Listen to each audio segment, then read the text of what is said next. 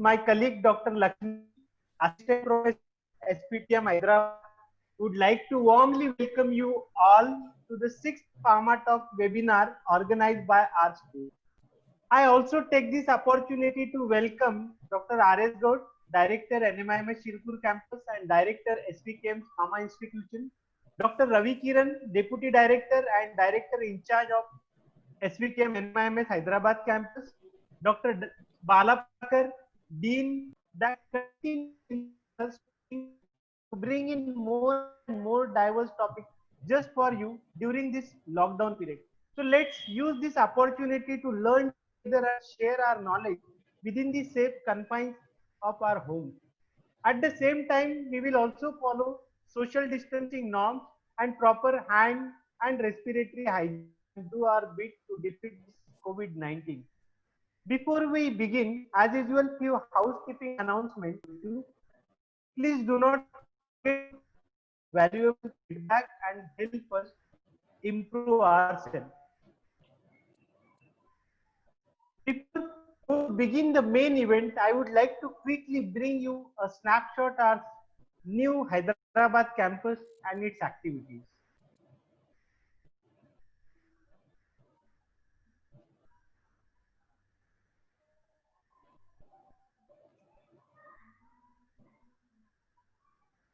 So NMIMS Hyderabad campus is working under the umbrella of Sri Vileparle Kelavani Mandal, popularly known as SVKM, which was established in the year 1934. Narsi Monjee Institute of Management Studies, NMIMS, was established in the year 1981 at Mumbai. NMIMS granted the Deemed University status in 2003 by Government of India due to its excellence in education. Today, more than 17,000 students studying with NMIMS at 8 different campuses and 17 schools. NMIMS is NAAC A+ accredited Tier 1 university in the country.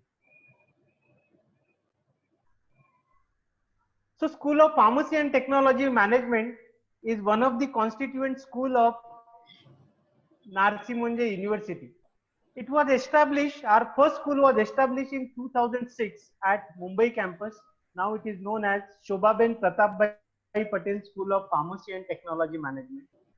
School of Pharmacy and Technology Management at Shirpur campus was established in the year 2007, and our Hyderabad School of Pharmacy and Technology Management Hyderabad was established last year only. The various courses offered at all the campuses is Diploma in Pharmacy, Bachelor in Pharmacy, Master in Pharmacy, MPharm plus integrated program, MPharm plus MBA 3 years integrated program, and PhD in Pharmaceutical Science. Our BPharm and MPharm programs are accredited by NBA. I am very happy to announce you that our Shobhaben Pratapbhai Patel School of Pharmacy, Mumbai, is ranked number 13 in the country as per the latest NIRF ranking. So this is continuously third time we could maintain our rank within top 15 institutions in the country. Brief about our Hyderabad campus. There are two campuses at Hyderabad. One is at Tarnaka and another one is at Jadcherla. The campus is established both the campuses are established in the year 2010. Jadcherla campus is 90 acres campus which is located at Polepalli SEZ.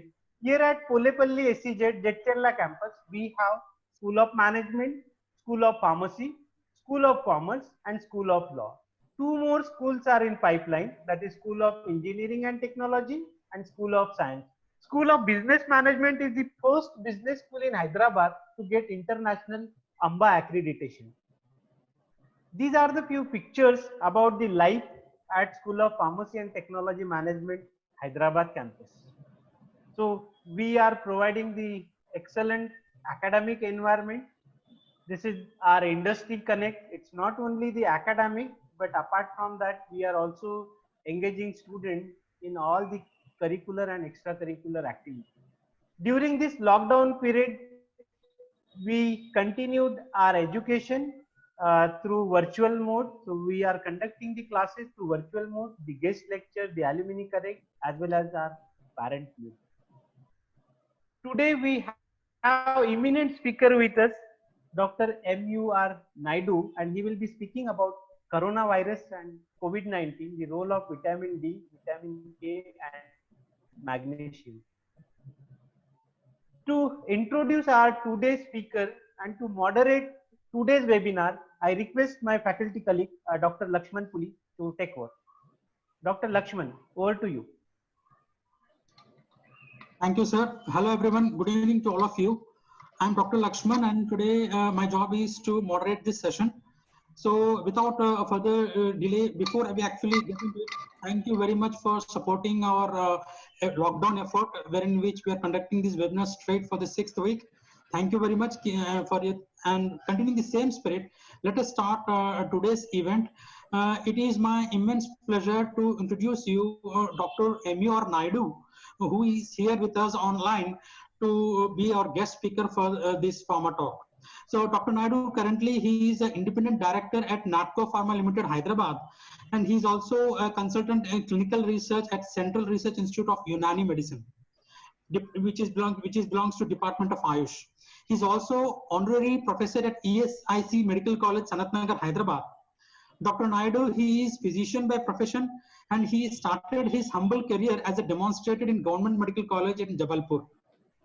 He worked in IDPL for 6 years up to 1996, and from 1986 till until 2016, he has been associated with Nizam's Institute of Medical Sciences, Hyderabad. That is close to 30 years. And during these long 30 years, he rose in ranks from assistant professor to dean faculty of medicine. And from 2015 onwards, he has been associated with NATCO. During this long illustrious career, which spans more than 30 years, he has been decorated with lots of awards and accolades. I will just mention a few. In 2002, he has been awarded Y. Subbarao Gold Medal for Excellence in Medical Research by none other than the President of India, Dr. APJ Abdul Kalam. He has also won UKSAID Gold Medal for best paper in clinical pharmacology twice, not once, twice. He's also been awarded with Anand Datta Best Research Award, and he's also been awarded Lifetime Research Achievement Award by Narayana Institute of Medical Sciences. Not only this, during his career, he has been a part of several important government committees. For example, he has been part of expert committee member of UGC. He's a member of editorial board of Indian Journal of Pharmacology. He's expert member drug development committee for 12th Planning Commission of India. He's in charge of ICMR Center for Clinical Pharmacodynamics. He's also program director of Clinical Research Center, Training Center from Department of Biotechnology. And among his main achievements are he developed a computer-based psychomotor test system. He also developed a non-invasive device for evaluation of pulse wave velocity and arterial stiffness. And he has also established institutional ethics committee and also published IEC guidelines and also related SOPs. As for publications, I mean, he has authored more than 11 book chapters, and he has been a member of more than 12 professional societies, of which American Society for Clinical Pharmacology and Therapeutics is the key one. And as far as his research publications is concerned, he has more than 150 publications, out of which 80 are from international journals. So without much further ado, today he's going to speak about coronavirus and COVID-19, and more specifically, he's going to talk about the role of vitamin D, vitamin K, as well as in magnesium. So I hand over the session to Dr. Naidu. So for his opening remarks, from there on, a slideshow of his presentation will be started. Dr. Naidu, over to you. Welcome, sir. Thank you very much for inviting me to this particular session here. I will be going to talk about the coronavirus and the COVID-19, and my main focus will be to talk about the role of vitamin D, vitamin K2, and magnesium, how these combinations will be helpful in the patient with COVID-19. So that will be my main focus of this presentation. I just request can go for presentation now.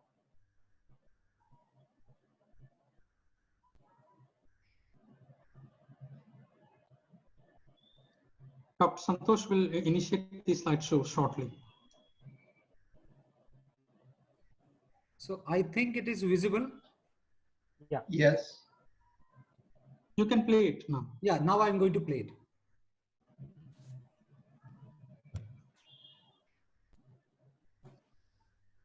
Coronavirus and COVID-19 infection. Role of vitamin D, vitamin K27 and magnesium.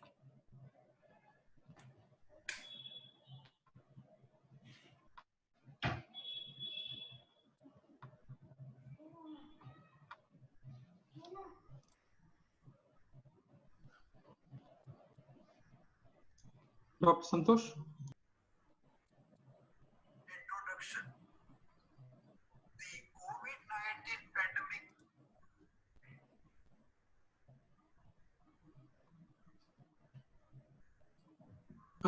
I think there has been some problem with the voice.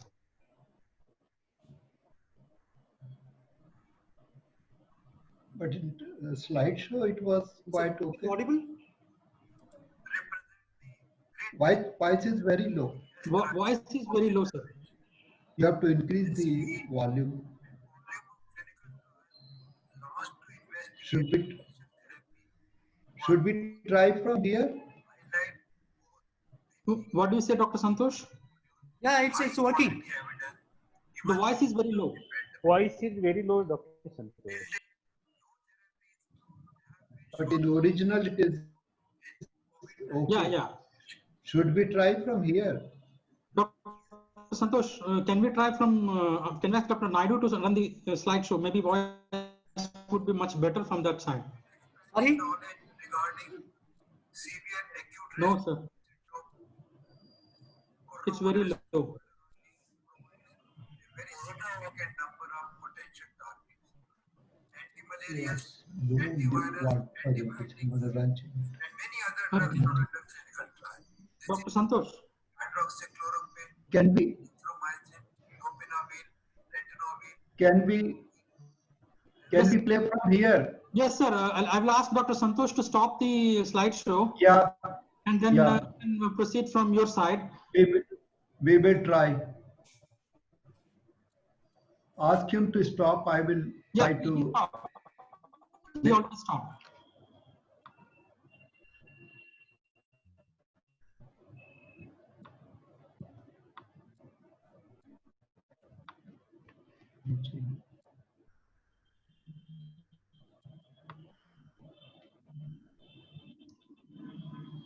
Yeah.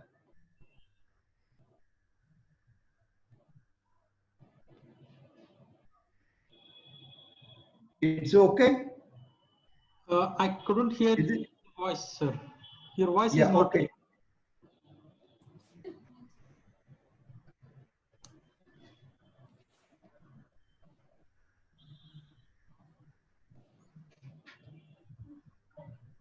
Dr. Naidu, your voice is not audible. Yeah, your audio is not available, sir.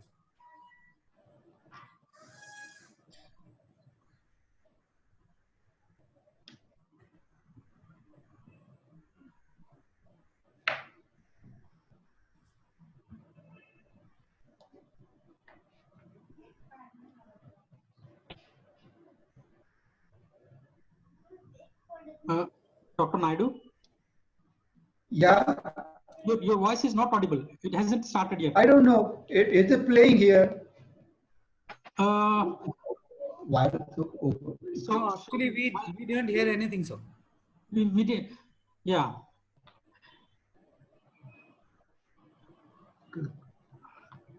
Audio open share. We have to open the audio presentation. So while sharing, you have to click include system audio.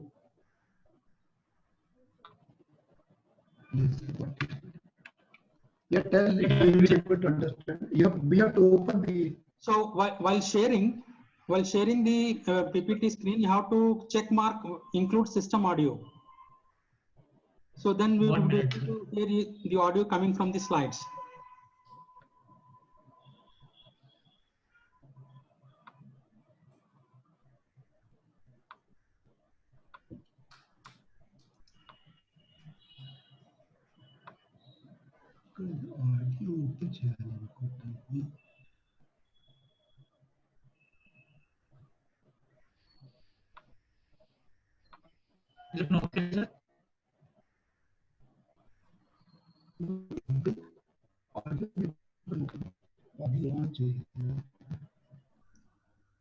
Sir, your voice is audio, sir.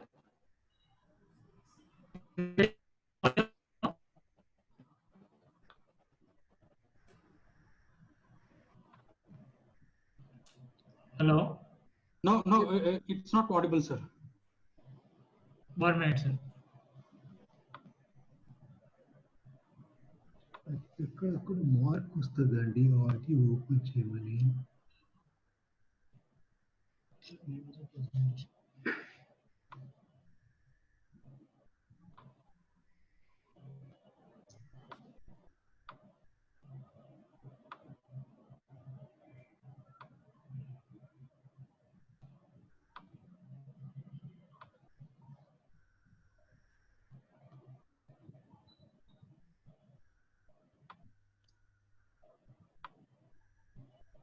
I apologize for the delay. We're just trying to get the audio corrected. So within a moment, the presentation will resume.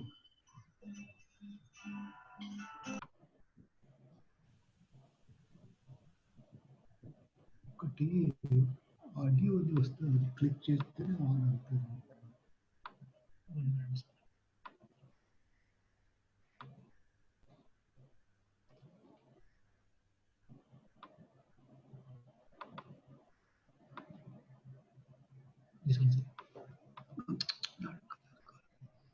Lakshman sir, Yeah. Yes, sir. should I start from my side? We have to, Dr. Naidu. I think that will be okay, Santosh sir. At least from your side, the voice was there. Only you have to increase the voice. That's it. With permission of Naidu sir. With permission of Naidu, sir, we will try once again. Okay, otherwise, from my side, was it audible? Very low. It was Very low. Hmm. Okay. In the morning when we tested, it was okay. But I don't know, for some reason now it's very low.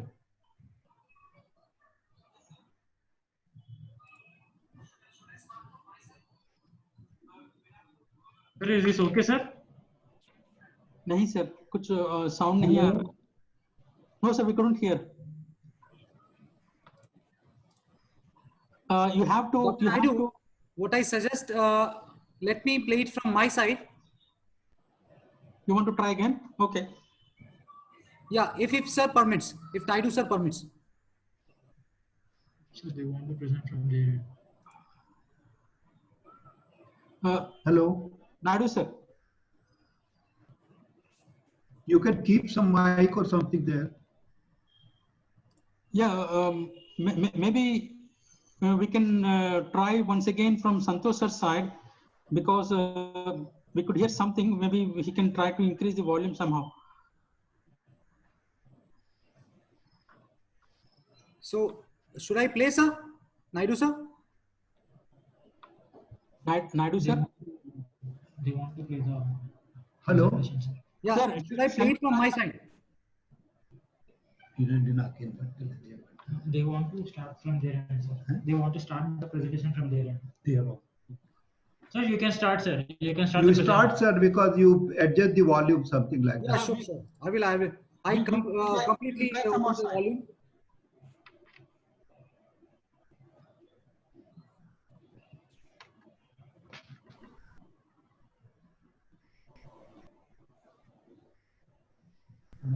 Maybe from the first slide can go.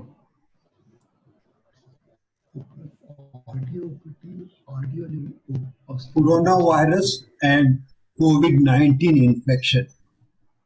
Role of vitamin D, vitamin K27 and magnesium.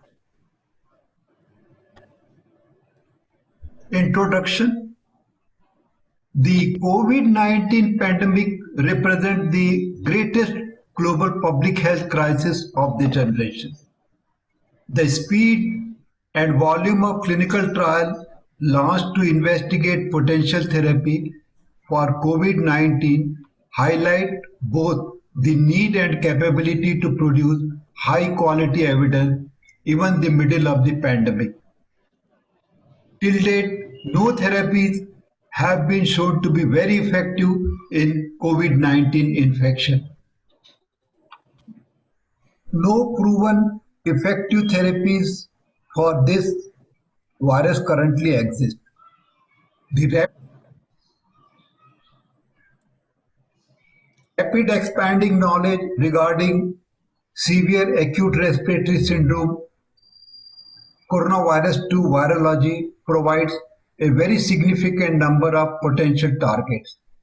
Antimalarials, antivirals, antibiotics, and many other drugs are under clinical trial. This includes hydroxychloroquine, azithromycin, lopinavir, ritonavir, favipiravir, remdesivir, baloxavir, tocilizumab, and interferon beta.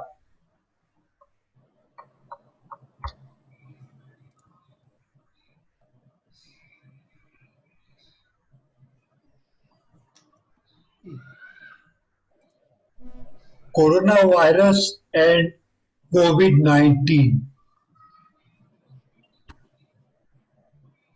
This is an electron microscope picture of coronavirus.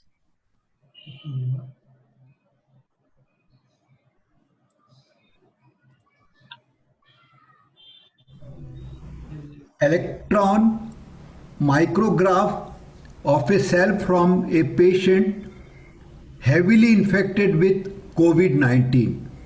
The virus particles are shown in purple color. This is another picture of COVID-19 virus. This picture shows the generic structure of coronavirus, including COVID-19. This picture shows the timeline and clinical course of COVID-19 infection. The incubation period is 6 to 7 days, and symptoms include fever, cough, fatigue, anorexia, anosmia, myalgia, and diarrhea. The critical illness is seen in 5% of patients, while the severe illness is seen in about 14% of the patient. Dyspnea or breathlessness is seen in 40% of patients. Vitamin D source and metabolism.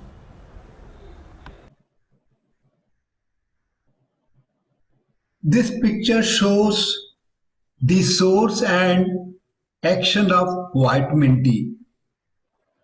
Vitamin D was first discovered when it was noted that rachitic children were improved by exposure of sunlight. So it is also called as a sunshine vitamin. It was later shown by Hollick et al. That vitamin D3 is synthesized under the skin under the influence of ultraviolet light of sun. The dietary source of vitamin D include vitamin D2 and vitamin D3. Vitamin D3 is further hydroxylated in the liver to 25-hydroxyvitamin D3, which is considered to reflect the vitamin D status of an individual person.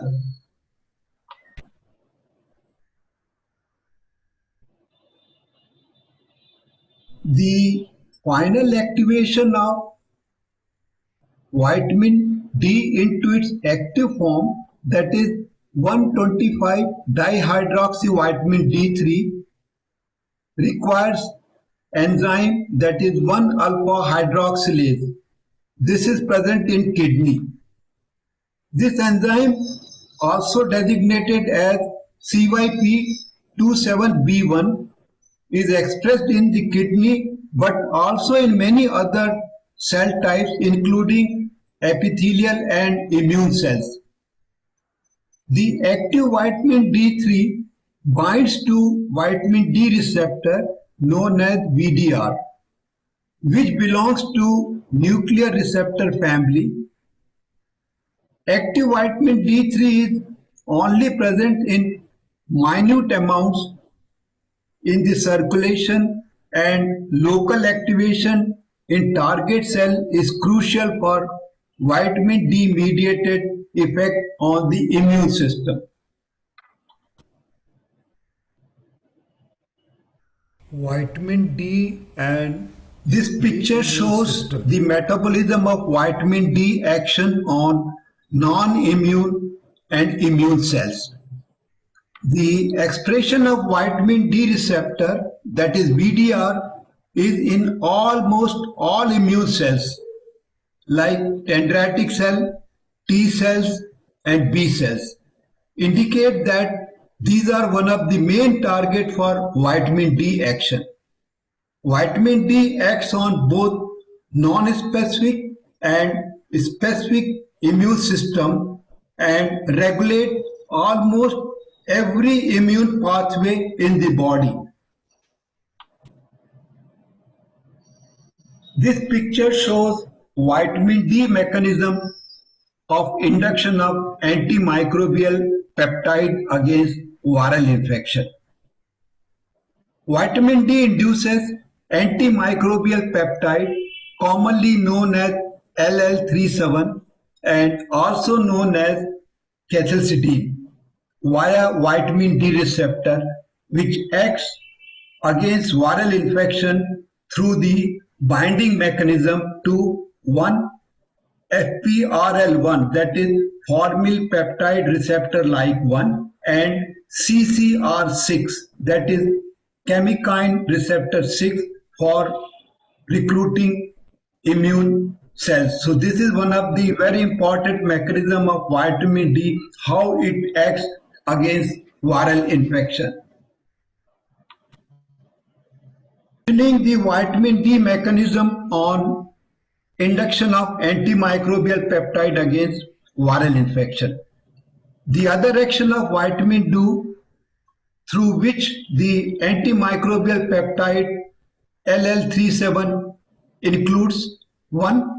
Activation of innate immunity by EGFR, clearance of viral infection, downregulation of cell entry, replication of viral release. Number 4, protection of viral RNA from degradation, induce immunity through activation of TLR, that is toll-like receptor, and last, the direct action on virons. Immune regulatory function of vitamin D. The immune regulatory function includes 1. Increase viral specific CD4 T cell, inhibition of B cell differentiation. Number 3, compromising function of interleukin 10 producing cell. Number 4, reduction in the levels of antibodies against virus in immune cells, inducing cathelicidin or LL37 at the site of infection. Number 6, induction of CYCL10 and interferon beta. Number 7, decreasing the virus replication. 8, reduction in inflammatory processes and oxidative stress. 9, recovery of CD4 cells. Number 10, enhance host resistance against viral entry and replication. And the last, the recruitment of immune cell at the site of infection. Picture shows the vitamin D interaction with cellular and viral factors. Certain cellular and viral factors are potential mechanism for vitamin D action, and they include Number 1, active as a cofactor. Number 2, inhibitory effect on TNF alpha. Number 3, action on apoptosis. 4, overlapping of VDR binding sites. And number 5, inhibition of immunopathology and inflammatory processes of virus. This picture shows the vitamin D metabolic pathway. 25-hydroxy vitamin D, that is also known as calcidiol, is an inactive form. It is converted to its active form, that is 1-25-hydroxy vitamin D, also known as calcitriol.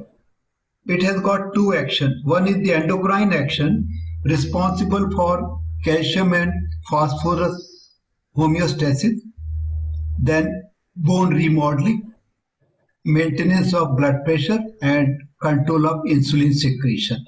The other action of vitamin D includes autocrine and paracrine action, which is responsible for the regulation of cell proliferation and differentiation, and then immune regulatory function. This has got nothing to do with the blood calcium level. So there are two actions of vitamin D, endocrine and autocrine and paracrine action.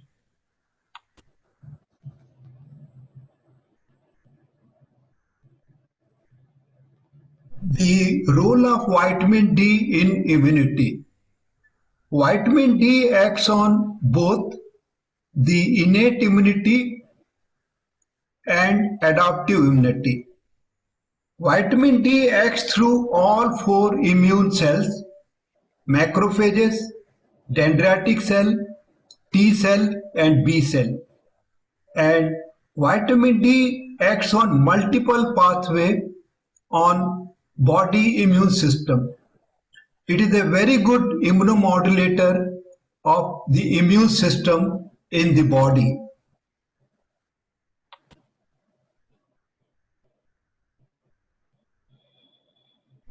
This picture shows the generic structure of coronavirus, including COVID-19, and various sites in coronavirus where drug can be acting, with a special reference to action of vitamin D. The various sites where drug can act includes glycoprotein trimers, viral nucleotide and RNA genome, then membrane protein, hemagglutinin, steroid dimers, and small envelope protein pentamer. The key site for the antiviral activity of vitamin D includes the small envelope protein pentamer. So this is the major site where vitamin D acts as an antiviral agent. The proposed protective mechanism of vitamin D against COVID-19. In this regard, vitamin D supplementation has been shown to suppress CD26, a cell surface receptor which is thought to facilitate the entry of COVID-19 virus into the host cells. So vitamin D actually protects the entry of COVID-19 virus into the host cell. There is a good evidence that enhanced vitamin D status may protect against the critical immunological sequelae which are thought to elicit poorer clinical outcome in COVID-19 infection. These include prolonged interferon gamma response and persistent interleukin-6 elevation, which are a negative prognostic indicator in acute ill pneumonia patient, including those with COVID-19. So these are two very important mechanisms by which vitamin D is useful in COVID-19 infection. Vitamin D and immune system. Vitamin D plays role in homeostasis of calcium and phosphate and therefore is necessary to maintain the metabolic and skeletal health. Number 2, vitamin D interacts with immune cells expressing its receptor and thereby influencing innate and adaptive immune responses.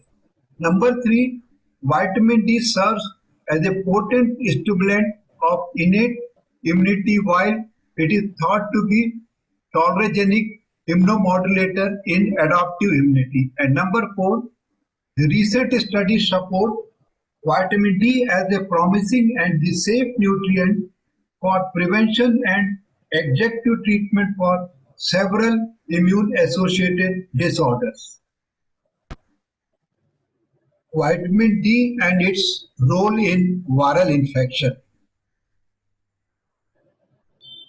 Number 1, there is the induction of antimicrobial peptide. Number 2, there is a immune regulatory function associated with vitamin D. There is the interaction with cellular and viral factors, induction of autophagy, apoptosis, epigenetic elements, and lastly, there is a genetic polymorphism. So these are the main underlying mechanisms by which the vitamin D deficiency contributes to viral disease development. So vitamin D is a very good supplement for treating viral infection.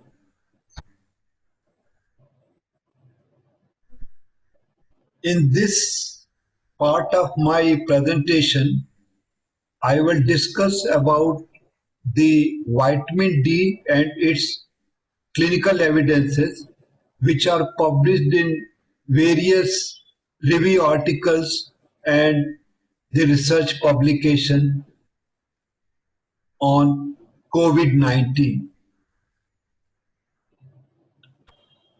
The review article entitled "The Possible Role of Vitamin D in Suppressing Cytokine Storm and Associated Mortality in COVID-19 Patients" was published by the Department of Biomedical Engineering, Northwestern University and Boston Medical Center by Ali Dashankar et al. Large-scale data show that the mortality of vitamin D varies dramatically across the population. Although the cause of this disparity is not well understood. In the present study, the authors have investigated whether severe COVID-19 is linked to vitamin D deficiency. Daily admission, recovery and disease rate data for patients with COVID-19 from countries with a large number of confirmed patients were studied. The patient from Germany, South Korea, China, Switzerland, Iran, UK, USA, France, Spain, and Italy were analyzed during the mid-April 2020. The time-adjusted case mortality ratio, that is known as TCMR, was leveraged to establish the link between vitamin D and C-reactive protein and between C-reactive protein and severe COVID-19 respectively, to estimate the potential impact of vitamin D on the reduction of severe COVID infection. This graph shows the prevalence of COVID-19 percentage in various countries during the observation period of 14 days. We can see here that the highest prevalence rate was 27% in Italy. It was 25% in Spain and 25% in France. It was lowest that is 3% in South Korea. This figure shows the association of 25-hydroxy vitamin D levels and ACMR, that is average case mortality rate in various countries. The left side histogram shows the vitamin D levels in various country population of having age more than 60 years. On the right side histogram, you see the average case mortality obtained in various countries. The vitamin D levels were found to be highest in USA population, whereas it was lowest in United Kingdom. Correspondingly, the average case mortality rate was lowest in US population and it was highest in population in United Kingdom. Again, suggesting that there is a correlation between the level of vitamin D and the mortality in patients, those who are more than 60 years of age. This figure shows the mean 25-hydroxy vitamin D concentration in elderly population in Germany and South Korea and their relationship with average case mortality rate.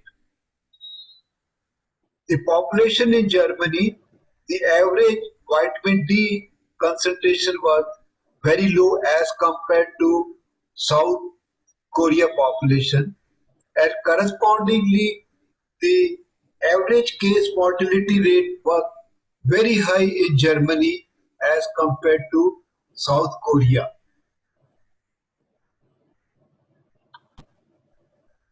This figure shows the age distribution of hospitalized and patients, those who are admitted in ICU in Spain.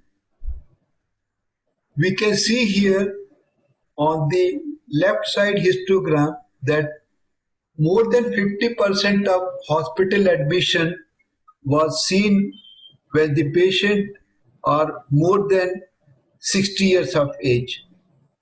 Similarly, when you see the ICU admission percentage, it was also high when the patient is having age group more than 60 years. The possibility of cytokine storm is very high in individual, those who are having higher age group, that is more than 60 years. These two tables shows the risk of severe and mild COVID-19 and its relationship between the C-reactive protein and vitamin D levels. We can see on the table here that when the CRP is very high, the risk of COVID mortality was very high, that is about 61%. When CRP is low, the risk was 39%. When comparing the CRP level and severe COVID, we find that when CRP is very high, the severe COVID percentage is 81. When CRP is low, it is only 19%. So there is a strong relationship between severe deficiency of vitamin D and high CRP. And number two, patients with severe vitamin D deficiency have 1:4 times higher risk of high CRP. This schematic diagram shows the relationship between interleukin 6 and CRP, that is inflammatory biomarkers, and COVID-19 mortality. With the increase in interleukin 6 and CRP, there is an increase in the rate of mortality. Again, it shows that there is a relationship of the inflammatory biomarker and death in COVID-19. The take-home message from this review article: number one, the death with COVID-19 is more in older patients. Number two, vitamin D deficiency is more common in older population than young population. Number three, higher death rate and severe COVID-19 infection was more associated with high level of CRP. And number four, higher CRP is significantly associated with vitamin D deficiency. Now I will discuss about the various clinical studies which are published by using high dose of vitamin D. The effect of cholecalciferol, that is vitamin D supplementation, on vitamin D status and calcicidin levels in sepsis. A randomized placebo-controlled trial was conducted in Boston, USA. This was published by Sadiq A. Qureshi et al. This was a randomized placebo-controlled trial in patients, those who are admitted in ICU with sepsis. Total 30 adult ICU patients were enrolled in the study. They are divided into three groups. First group, placebo. Second group received vitamin D 2 lakh international units. Third group received vitamin D 4 lakh international unit as a single dose.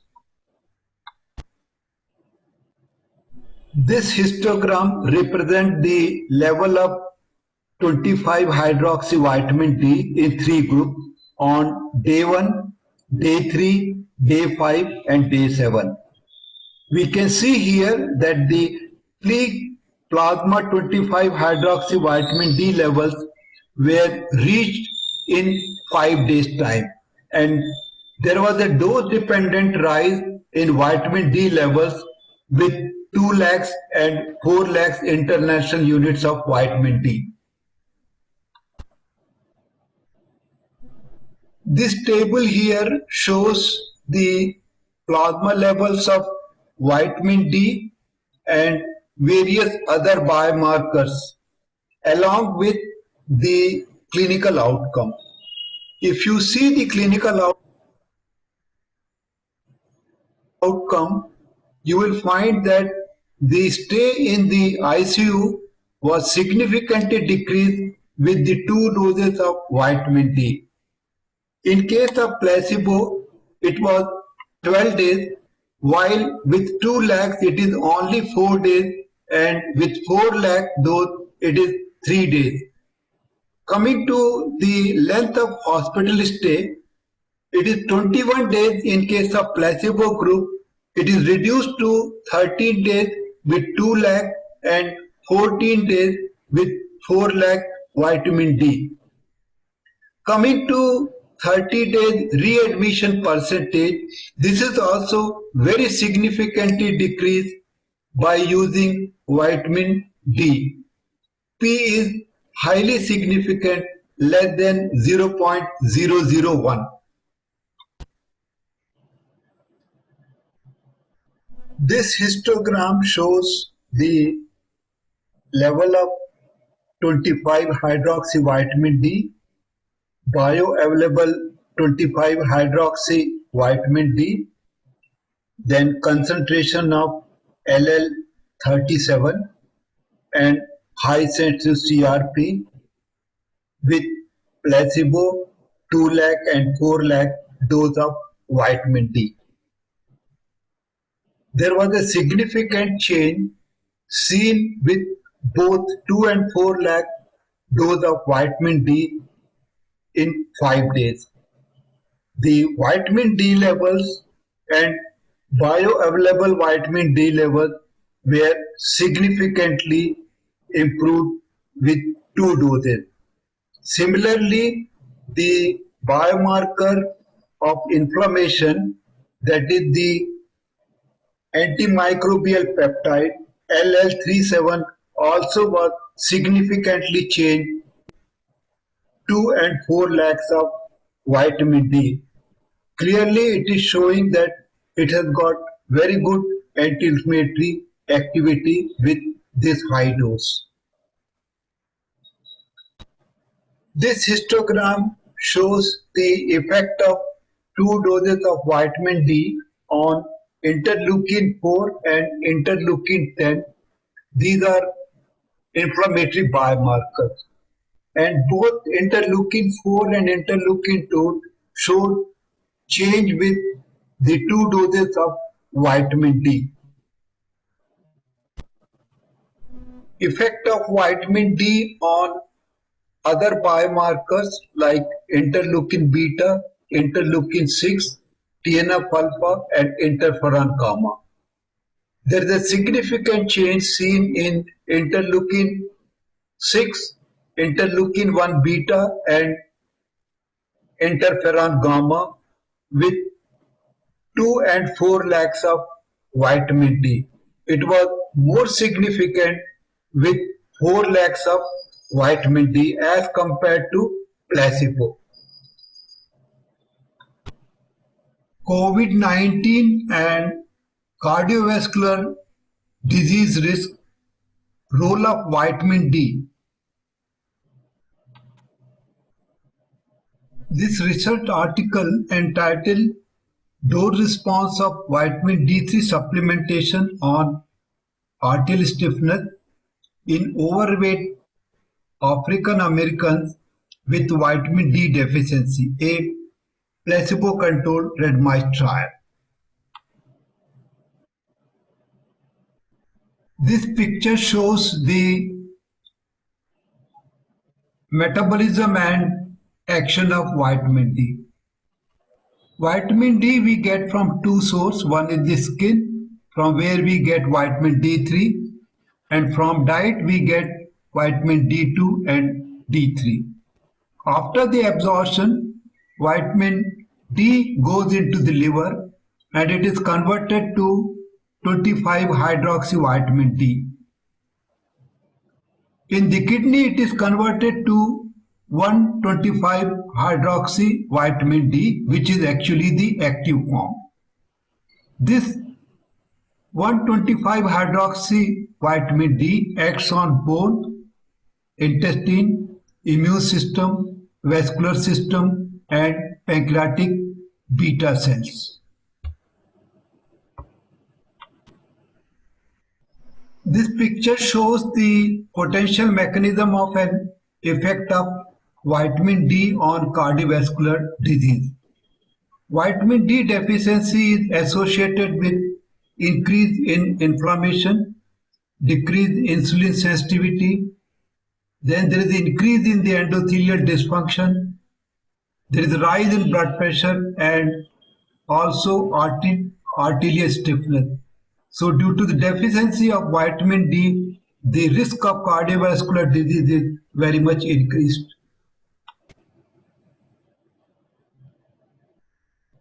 This histogram shows the effect of various doses of vitamin D on carotid femoral and carotid radial pulse wave velocity.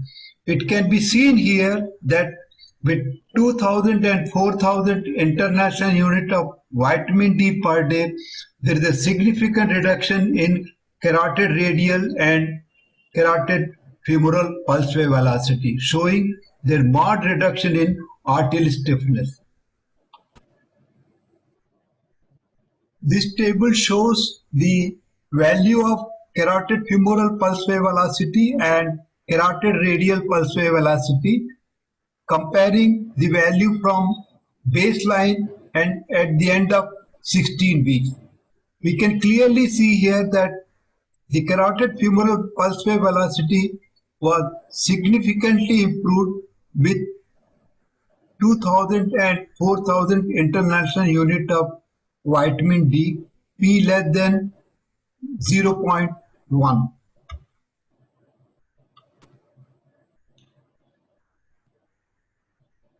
Effect of monthly high dose long-term vitamin D supplementation on central blood pressure parameter, a randomized controlled trial sub-study. In this presentation, I will discuss about the role of vitamin K in the immune system. All through the human life, the body needs vitamin K. The high dose of vitamin K is needed for growing bones till about age of 25 years. Then subsequently beyond 25 years of age, the high dose vitamin K is required to adjust and prevent the bone loss.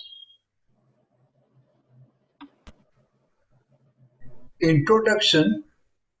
About 84 years ago, while investigating the effect of a low-fat diet, fed to the chicken, Danish scientist Henrik Dam first time discovered vitamin K. He found that the bleeding tendencies found in chickens on that diet could be prevented when a diet with normal level of fat was restored and vitamin K was added to their diet.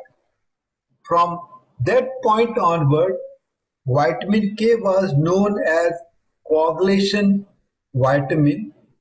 The K letter is coming from the German word coagulation.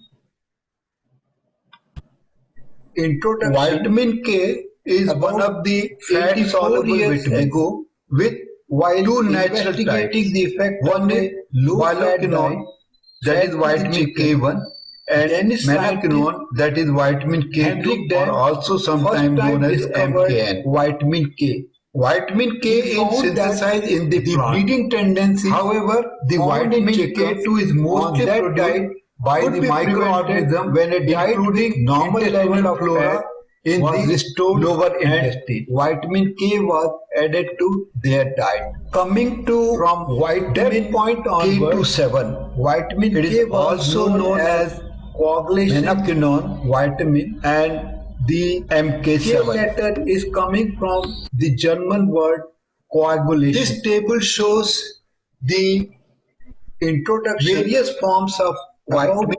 84 years ago, while investigating the effect of a low-fat diet fed to the chicken, Danish scientist Henrik Dam first time discovered vitamin K.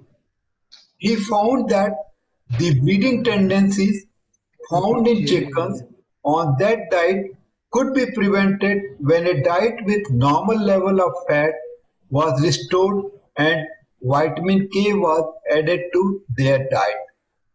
From that point onward, vitamin K was known as coagulation vitamin. The K letter is coming from the German word coagulation. You can delete and again start from there. No? Introduction. I think it's about 84 years carrying ago, that one, no? while investigating the effect of a low-fat diet fed to the chicken, slide. Danish scientist Vitamin K Henrik Dam first this table shows vitamin K. He found that the bleeding tendencies found in chickens on that diet could be prevented when a diet with normal level of fat was restored and vitamin K was added to their.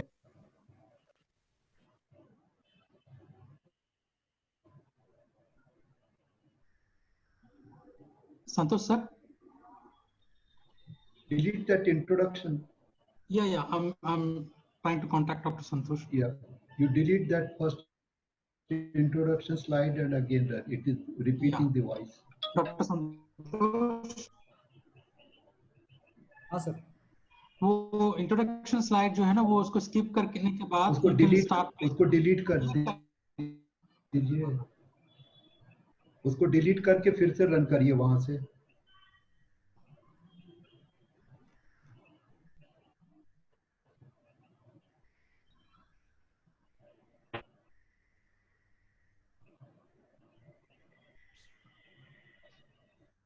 The forms of vitamin K definitely matters.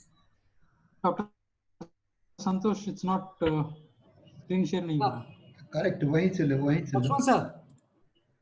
Take I'm sharing sir. Table slide. Okay. From the table, follow Dr. Naidu's instructions. From the table, You delete the introduction one.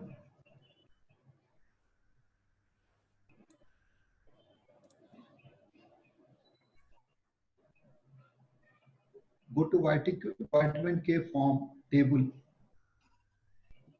the table was there, no sir? Vitamin K का. Yeah, start from there. It's taking time to delete sir. Yeah. और इसको hide कर देंगे तो भी चलेगा ना. Just hide it and it will run. So should I start from the table? Yeah. You start from And table. check if the audio is corresponding to the slide.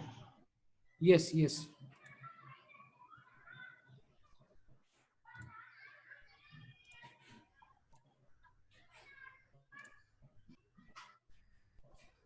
Is it the same table, sir? We are yet to get the slide, sir. There's a lag. Vitamin K form table, that from there you start. Introduction slide you can delete or you can hide. I hided it and now it start with the table.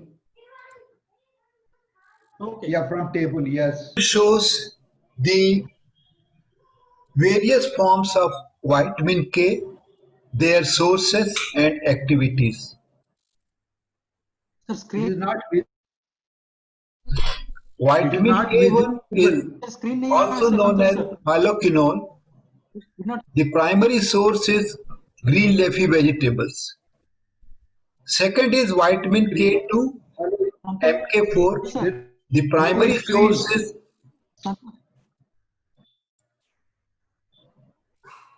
Santosh sir वो screen नहीं आया, only audio आया है. Sir आपका आवाज नहीं आ रहा है. I'm saying that screen, we could not see that screen, that slide wala, but we could hear the voice. Could you please redo it? Okay. From the screen and yeah. Okay. Thanks.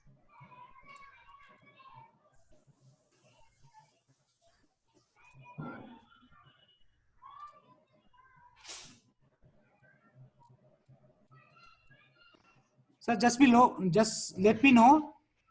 Can you see the slide? Yeah. Yes, but Yeah. yeah. Now you can run. Yeah, just a minute.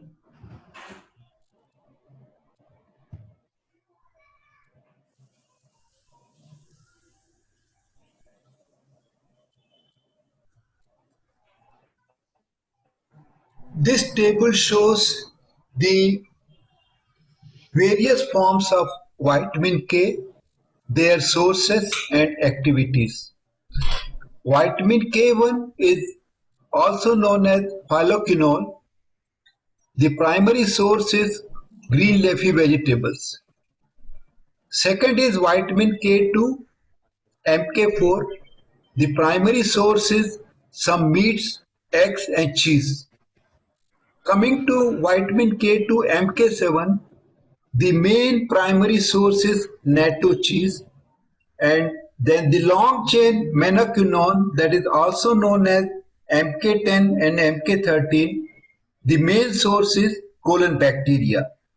If you see the column of vitamin K2 and MK7, it is well absorbed, provide the highest vitamin K activity. It also activates the vitamin K dependent protein outside the liver. So this is one of the most active vitamin K form. The forms of vitamin K definitely matters. In fact, studies on NATO support the importance of vitamin K2 in the form of menaquinone with 7-isoprene residue, that is MK7. Vitamin K2 plays a role in bone health, but its importance does not stop there. Vitamin K2 also prevents calcium from accumulating into the walls of blood vessels. The vitamin K dependent protein, that is matrix GLA protein, also known as MGP, is a central calcification inhibitor produced by the cells of vascular smooth muscle, which regulate the potential fatal accumulation of the calcium onto the vessel wall. Vitamin K and immune system. The innate immune system is capable of protecting against invading pathogens with no earlier exposure and immunization. There are well-documented studies on the effects of vitamin K on the innate immune system. So vitamin K also plays a very important role in improving the immune response of the body.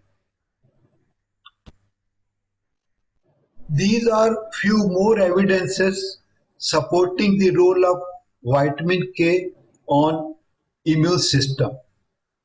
It has been reported that derivative of vitamin K, that is vitamin K3 and vitamin K5, can inhibit the proliferative response and cytokine production by activated T cell.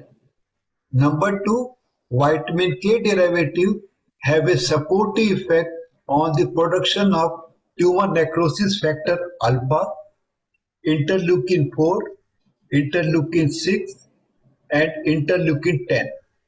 They can also increase the frequency of CD4, CD5, and FOX3 regulatory T cells.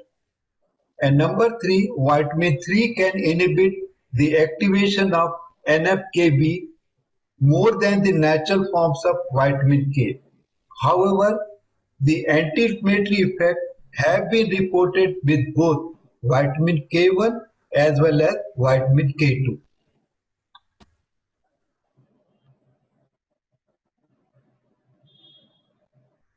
The role of vitamin K in inflammatory diseases.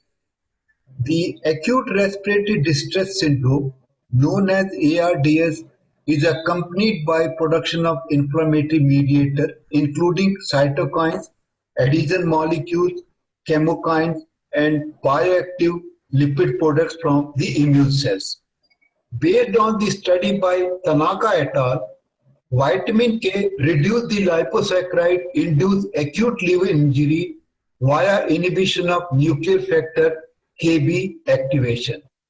And accordingly, vitamin K may be useful as an effective treatment for acute lung injury, which is also seen in COVID-19 patients. The important key points about vitamin K. 1. Vitamin K can act as a cofactor for some plasma protein, thereby affecting immune and inflammatory responses, particularly which is mediated by T cell.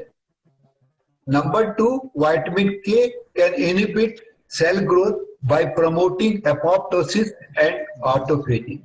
And number 3, the low level of vitamin K has been associated with inflammatory diseases and some types of cancer.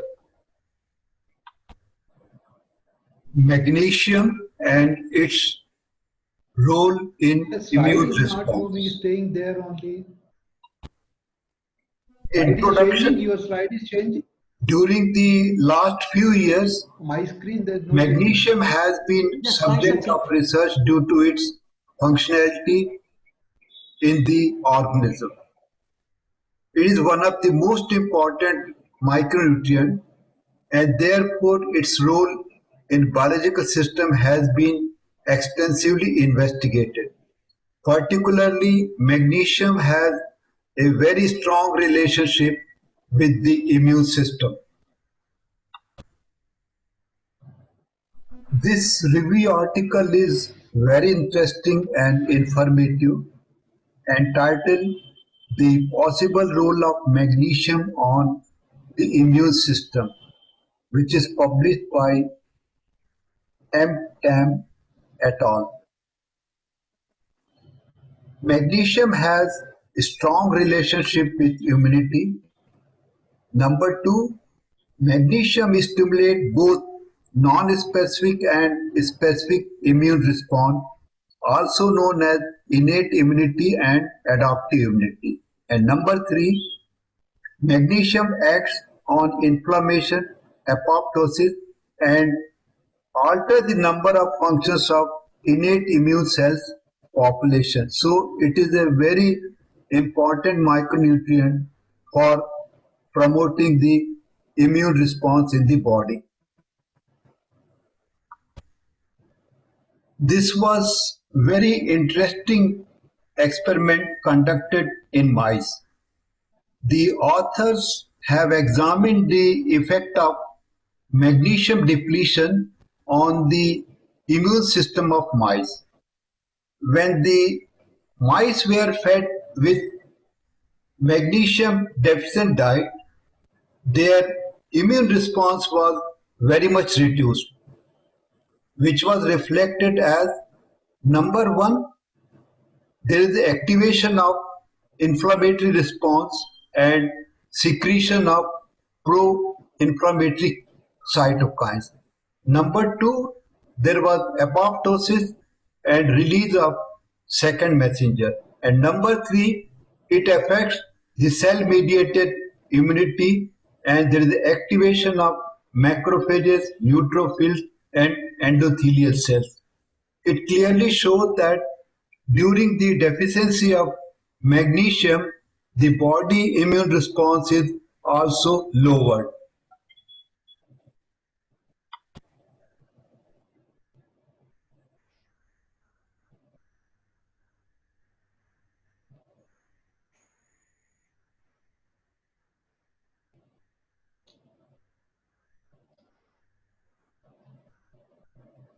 Tam et al. Concluded about the role of magnesium in COVID-19. There is a strong relationship between magnesium and the immune system. Many studies showing the role of magnesium in different aspects of immune response, both in animal model and in the human system. Magnesium is involved in inflammation, apoptosis, thymocyte gene expression, and even has a histological and cytological effect. It has relationship in aging process and apoptosis in human. Additionally, magnesium has antiarrhythmic and bronchodilating effect and also help in preventing the blood coagulation, which are seen in some of the COVID-19 patients. This is another very useful review article telling about the role of magnesium in vitamin D activation and function. This figure shows the role of magnesium in vitamin D synthesis and action. We get vitamin D from two main sources. One is the sunlight exposure and second is diet supplement. From sunlight, ultraviolet rays, skin synthesizes vitamin D3. we get vitamin D2 and vitamin D3 from diet. This vitamin D2 and D3 have to bind to vitamin D binding protein in the gut for absorption. And this binding with vitamin D binding protein requires magnesium. The absorbed vitamin D then goes to liver, where it is converted to 25-hydroxyvitamin D by an enzyme 25-hydroxylase. Action of this enzyme 25-hydroxylase also requires magnesium. This 25-hydroxyvitamin D is not an active form of vitamin D. This inactive form is converted to its active form mainly in the kidney to 1,25-dihydroxyvitamin D by another enzyme, that is 1-alpha-hydroxylase. This reaction also requires magnesium in kidney. In other tissues, 25-hydroxyvitamin D is converted to 24-25-hydroxyvitamin D by enzyme 24-hydroxylase. This enzyme action also requires magnesium. So all the enzymes and the binding action of vitamin D requires presence of magnesium. So for absorption and action of vitamin D, magnesium is very much essential.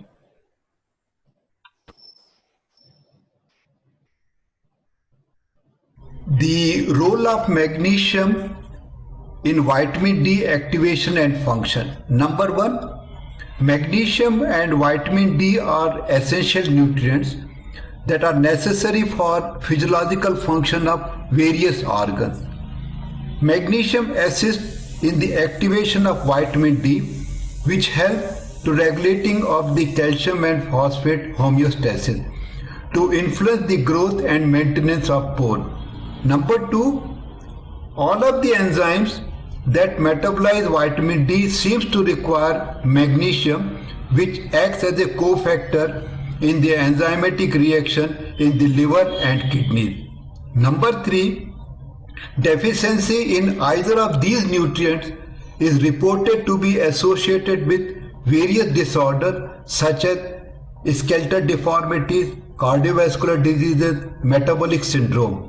It is therefore essential to ensure that the recommended amount of magnesium is consumed to obtain the optimum benefits of vitamin D. And last, the adequate balance of magnesium and vitamin D is essential for maintaining the physiological functions of various organs in the body. Continuing the role of magnesium in vitamin D action, magnesium is an essential cofactor for vitamin D synthesis, and activated vitamin D in turn can increase intestinal absorption of magnesium and therefore can form a feed-forward loop to maintain its homeostasis. Second, the studies have shown that magnesium supplementation can increase the effectiveness of vitamin D activity in the body. This research article, Magnesium, Vitamin D Status and Mortality Results from US National Health Nutritional Examination Survey, was conducted between year 2001 to 2006 and was reported by Dang et al. The author concludes that our preliminary findings indicate that magnesium intake alone or its interaction with vitamin D may contribute to vitamin D status.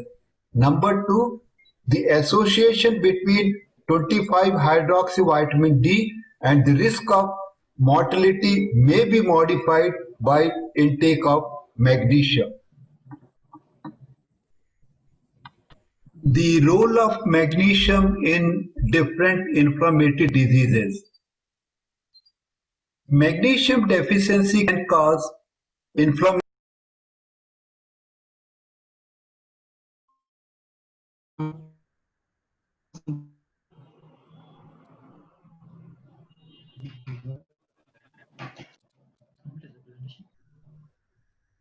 Yeah, Dr. Santosh. Magnesium deficiency include activation of phagocytic cells, opening of calcium channel, activation of N-methyl D-aspartate, that is NMDA receptor, and activation of nuclear factor, that is NFKB. The inflammation which is caused by magnesium deficiency can result in pro-erythrogenic changes in the metabolism of lipoprotein. There may be change in endothelial function leading to endothelial dysfunction, and there may be increase in blood pressure. Studies suggest that magnesium may play an important role in the pathophysiology of some of the inflammatory diseases. The key point about the role of magnesium on the action of vitamin D. Number one, magnesium helps in activation of vitamin D and acts as a cofactor for binding of vitamin D to vitamin D receptor, which is also known as VDR, on the cells of vitamin D immune function. Second, without magnesium, vitamin D is really not very useful. Magnesium activates hundreds of enzymes which are involved in important biological reaction, including the enzyme that play a role in vitamin D metabolism and activation. Number three, studies have suggested that consuming magnesium can reduce the risk of vitamin D deficiency. A study done in 2013 has found that people who consumed good amount of magnesium were less likely to have low level of vitamin D compared to people who did not get enough magnesium. Number four, people who get enough magnesium require less vitamin D supplementation to reach adequate vitamin D levels in the body.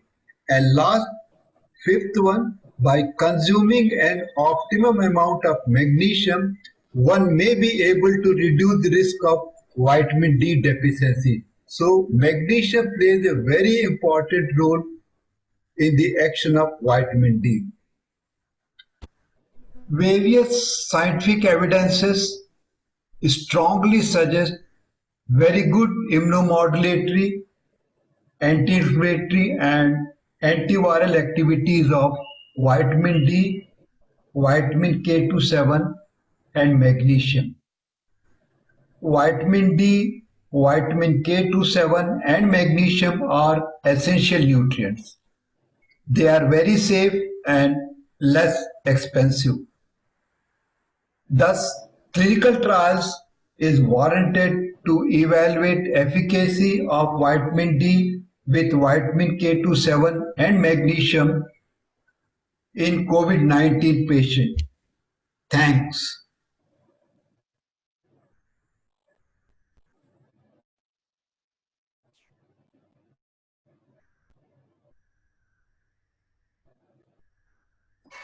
Hello, Dr. Lakshman. Okay.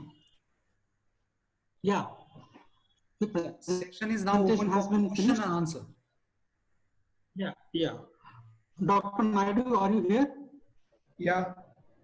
So, Dr. Naidu, thank you very much. That was a very, what I would say, very comprehensive overview of the mechanisms that are acting when it comes to vitamin D, vitamin K, and magnesium. So I hope there would be plenty of questions, but maybe we can start with one or two questions. The first question I would like to ask, sir, is there any clinical evidence with regard to the efficacy or with regard to the utility of vitamin D when it comes to this specifically COVID-19? Because the models that you have shown, they are being shown in the models of sepsis patients. But is there any clinical data coming from the SARS-CoV-2 patients, COVID-19 patients, where vitamin D has been shown Yeah. to see this? Because of lack of time, I didn't actually present the data about this thing. Yeah. Because the portion of the area where actually I'm talking about the vitamin D and the clinical evidences, because there's no time. There's a very good study which was completed in Indonesia. They have very clearly studies are going on, which is showing, and as I mentioned, that vitamin D has got two separate activity. One is endocrine, where you need very normal dose like 1,000 or 4,000. But for COVID, you need a very high dose of vitamin D. That within 1 to 2 days, you should reach milligram per hour. It is only possible if you use minimum 2 lakhs and then so there's a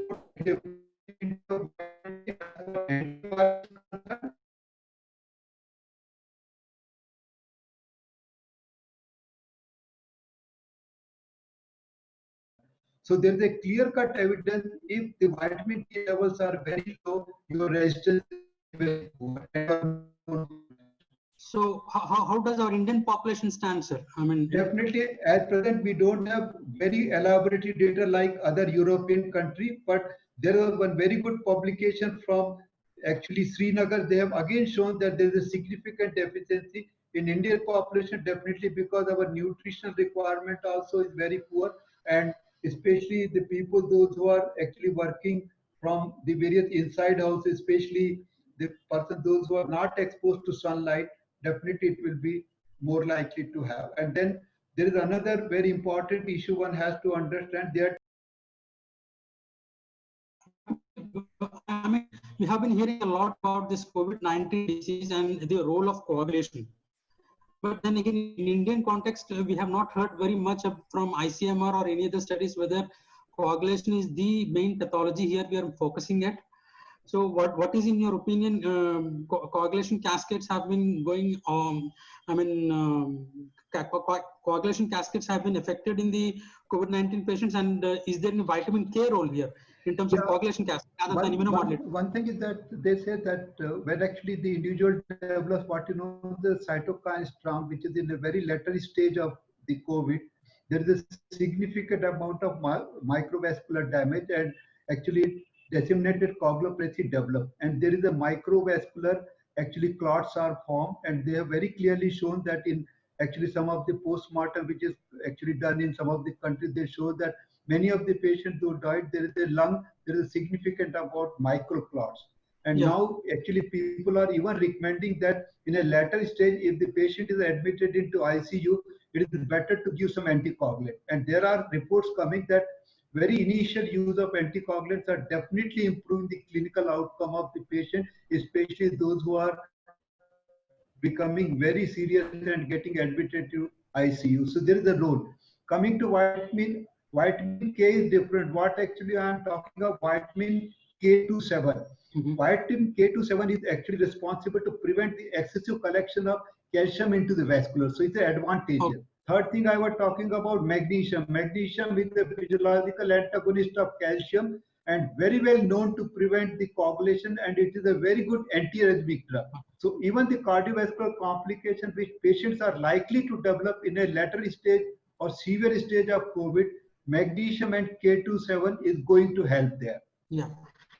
And I think we have already, it's already 7:30, but I will end with one last question. Looking at the data you have shown from various review articles and the case that you have made for vitamin D, do you think that ICMR should roll out advisory for the general population to take up this vitamin D supplements or any of such? Because I was not aware of any such notifications from ICMR. If there is anything, can you please? I'm not telling of actually the notification of ICMR, but the study which I actually reported, where I have shown that the European country have done. After that, actually the UK national actually authority has mentioned that the people should start taking high dose of vitamin D. Even actually the US also has proposed that the vitamin D has to be taken in little higher dose in case of this COVID. but presently we don't have any guideline. They are definitely suggesting that one should use vitamin D. But my personal thing is that if you want to use the vitamin D as far as the prophylaxis of COVID or treatment of COVID, you have to use a higher dose because most of us are having vitamin D deficiency. So if you really want to improve and show the activity of vitamin D for COVID, you need a very high concentration of vitamin D very quickly. That is necessary. If you use the routine dose, it will take months together to reach the normal level of 50 or 60 nanogram. That is not going to serve the purpose. For COVID, you have to develop the vitamin D level as early as possible within 1 to 2 days. And for that, the international recommendation is that you have to use 2 to 3 lakhs of international units as a loading dose, and then you maintain 60,000 international units every week. That is actually the recommended dose for COVID. Yeah, probably the participants can refer to the personal physicians, and the apps per their advice, they can start taking vitamin D. And the another advantage is that one can just check their vitamin D level, and if you have got significant deficiency, take a very high dose. There is no harm, no side effect. Yeah, thank you, sir. Sir, I think we are running out of time. Maybe I would now pass on this session to Dr. Pete. Thank you very much, Naidu sir. It was a very enlightening presentation, and also we heard a lot of data and evidence in support of this magnesium, vitamin D, as well as vitamin K. We sure will remember those messages. Thank you very much, sir. Sir, I hand over the session to Dr. Anil Pete for a vote of thanks. Thank you, Dr. Lakshman, for. Sir, your voice is not here, audible. Thank you, Dr. Lakshman. Am I audible now? Yeah. Thank you, Dr. Lakshman, for moderating this session. So, on behalf of our Pharma Talk team and School of Pharmacy and Technology Management, SPKM, NMIMS Hyderabad campus, I would like to convey my sincere thanks to Professor Dr. M.U.R. Naidu, Independent Director, NATCO Pharma Hyderabad, for accepting our invitation and sparing his valuable time and delivering a wonderful talk and interacting with our audience. I would like to thank each and every participant for joining us for today's webinar. Your support and participation is a great motivation for our team. I extend my sincere thanks to our Honorable Chancellor Sri Amrish Bhai Patel for his excellent vision for our university. I wish to put on record my sincere gratitude to Honorable Vice